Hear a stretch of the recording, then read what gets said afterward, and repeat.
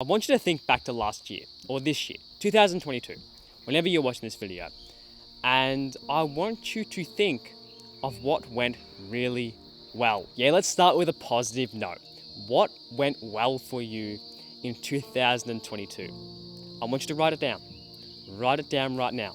And if you can't think of anything, that's okay, because we will get to what you could do better this year in a minute. But once you've got your positive thing, I want you to imagine why that went really well.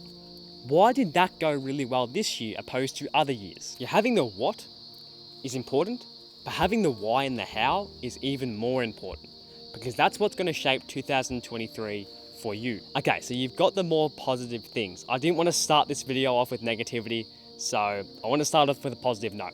But now let's think of the things that we could have done better this year. If you haven't got a notepad out right now, do it. Go and get one. Even if it's just a piece of paper, even if it's just writing on your wall, it doesn't matter. Make sure you're writing on something for this video, because you're going to want to remember everything. And it's not just information I'm going to share with you. I'm actually going to give you a game plan to write down your goals and actually achieve those goals for this year. But first of all, as I said before, let's go back to 2022. What didn't go well? And why didn't it go well? Let's say it was your relationship with, I don't know, your ex-girlfriend or whatever. Why didn't that go well? Why didn't you get into exercising this year? Why didn't you read 20 books?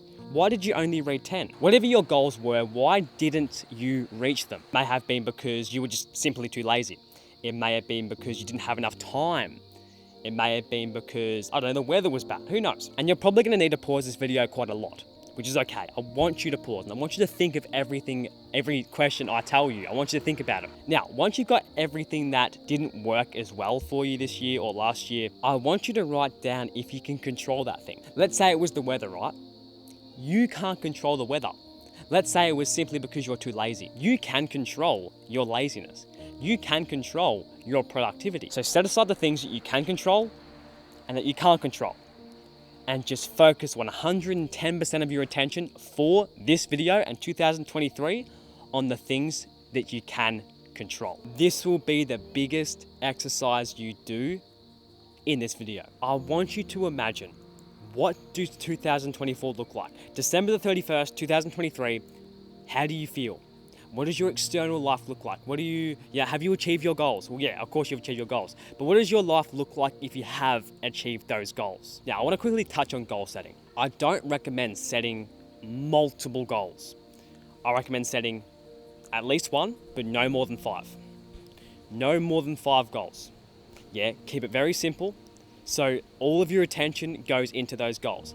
Personally, I set about 3 to 4 goals every year. Now, write down those big goals. Write them down. Somewhere where you're going to be able to see them every single day this year or in 2023. I want you to write down what you need to do monthly to get to those goals. So you have 12 months. What do you need to achieve every month to get there?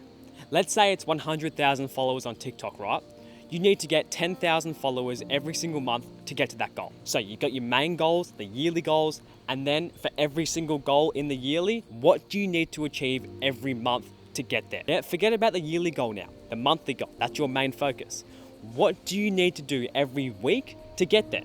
Let's say the 100,000 followers on TikTok. It's 2,500 followers a week. Or it might be fitness related. Let's say you want to build 10 kilos of muscle. That's 1 kilo a month. And that's 250 grams of muscle a month. Now you simply go down one more step. This is how daily habits are going to get you where you want to be in 2023. They're the smallest thing that make up the biggest thing. Daily habits. And when you have what you need to do every day, then it's cutting every single hour of your day into small parts. Let's say you have 4 goals, right? You're going to spend 2 hours a day on each goal. Yeah, that's just if you have so much free time, of course. Calculate your free time and the time you can spend towards your goals and even it out. But make sure the most important goal of yours is spent with the most time. But Jack, my main goal is to build 10 kilos of muscle, but I can only work out for an hour a day.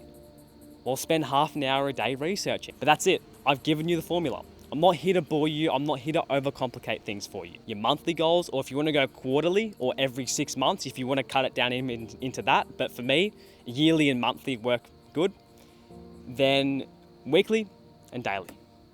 You can change it around, again, do quarterly if you want to. And the daily habits, that's what's gonna get you to the next level. If you miss a day, that's completely fine. Just don't turn that day into 2 or 3 days, because that will add up. Those 24 hours will add up, or that 16 hours. But Jack, I know what I should be doing, but I just can't get started. Well, if that's you, I want you to go and watch this video right here, because this is the technique I use every single day to stay consistent day in and day out. And it literally takes 2 minutes. I will see you in this video. Peace.